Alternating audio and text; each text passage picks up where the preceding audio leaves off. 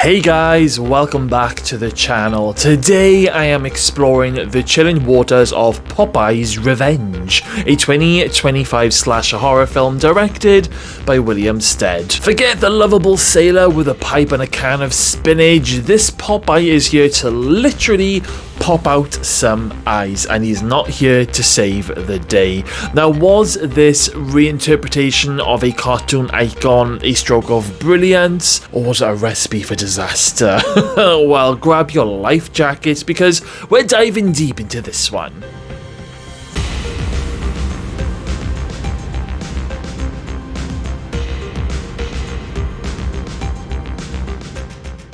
Popeye's Revenge begins with the birth of a loved but very different looking boy because he has sporting massive forearms, he has incredible strength and a cartoonish chin. He's bullied by his cruel peers as he grows into adolescence. Now one day Popeye snaps and kills a fellow child. His loving parents hide him in the basement with his only friend, a mysterious companion, shoving kind notes from under a secretive basement door. The angry townsfolk start a mob burning down the house, with Popeye barely escaping, only to seemingly then later on drown in the local lake as an eerie fog rolls in.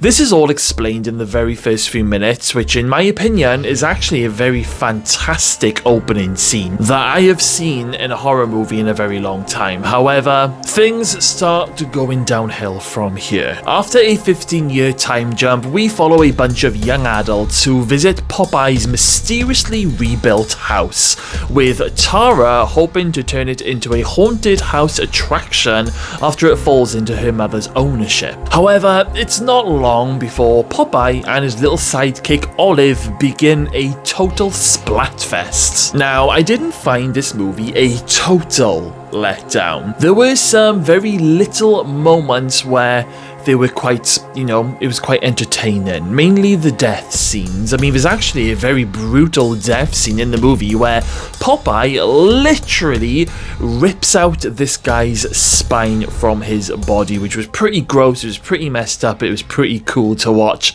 at the same time. But even though there is like a lot of blood in this movie, and there's also a lot of kill scenes, a lot of the moments where the character is killed is cut away very quickly, almost as if like the behind the scenes crew were just there throwing buckets of blood all over the carnage, rather than just showing us the true extent of these kill scenes. There is the odd moment where I had my hands over my eyes slightly, but the scene never really turned out to be quite as bad as you think it's going to be, and you learned that quite early on in the film. I think the only other death scene I found very entertaining was the lawnmower scene with the girl. Now, there did seem to be too much head squashing with eyes popping out.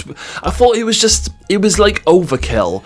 You saw it once and then you see it again and again, and it was really poorly executed, especially when the eyes pop out of the head, because it's almost as if they just used black olives as the eyeballs. Popeye himself isn't that scary. I mean, near the start of the film, you are a little bit on the edge of your seat, waiting to see Popeye for the very first time, but once you see him, it's pretty much just a big, beefy guy dressed up as a sailor, covered in blood, killing people. Nothing really scary about that. However, I do think that the guy who plays Popeye, he does a really, really good job in his role. The woman who played Olive was point blank annoying, but thankfully she doesn't show up too much throughout the film. There is a lot of tits and arse, which shouldn't be unexpected because this is a slasher movie, so there's always going to be naked ladies and sex scenes, so maybe just don't watch this one with your parents or your grandparents or any of your family members, really. I did quite like the backstory of Popeye, being this kid who was bullied for being different and then one day he just snaps. It was quite a sad story because at the end of the day, all Popeye ever wanted was a friend. So I think they did well with the backstory of Popeye, in my opinion anyway. I don't know how it's gone down with other people in the horror world, but I enjoyed it. Now I want to talk about some of the abysmal things in this film, because there are some abysmal moments, you know, shock horror. The acting is very, very questionable throughout this movie.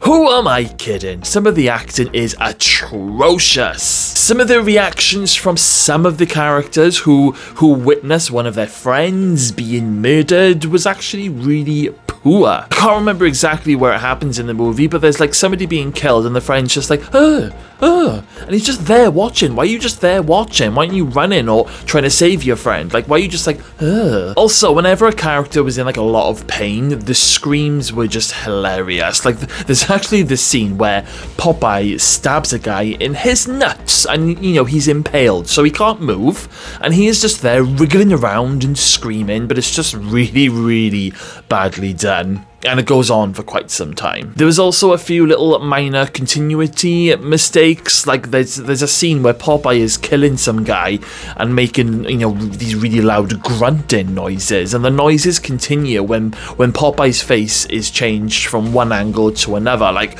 one moment he's like this, next moment he's like this, but he's making the same noises. So there's a few little annoying things like that scattered throughout the movie. Look, I don't think this movie as a whole is abysmal. However, there are a few abysmal moments within the movie, which, you know, that's not a good thing. But there's also, you know, some moments that I found entertaining, shall we say. I mean, some of the kill scenes were fun, and I'm actually quite glad that I sat down and watched it. Now, will I be rushing back to rewatch this film anytime soon?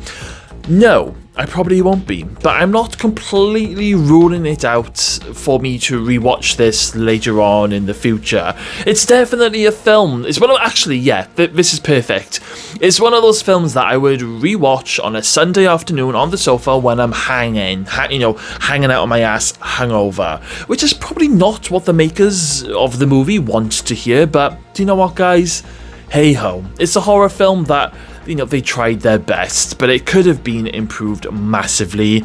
But at the same time, I've also seen worse horror movies. So don't rule it out, guys. It's worth a watch. I am going to give Popeye's Revenge a rating of 3.8 out of 10. And going by other people's reactions and reviews to this movie, this is me actually being very generous. Oh, you know what they say, God loves a trier. But anyway, guys, have you seen this movie yet? If you have, then please let me know all of your thoughts about this movie in the comments box below.